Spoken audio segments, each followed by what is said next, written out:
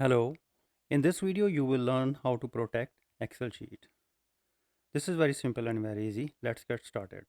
First you need to open the sheet, you want to protect it, and then on the bottom of the sheet you need to right click and click on the protect sheet.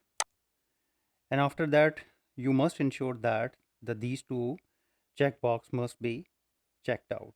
Select locked cells and the select unlocked cells.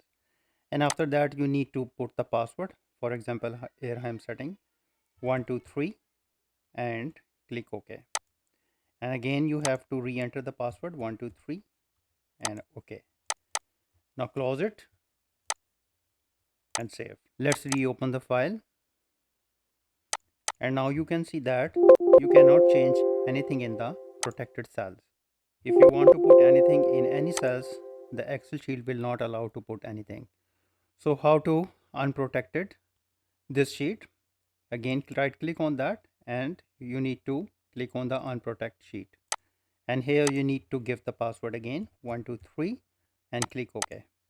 Now the sheet is again unprotected and now you can change it, and here now you can change anything in the sheet. Now it is not protected right now. So I hope you understand the video. If you think this video is helpful, please support my channel. Thanks for watching.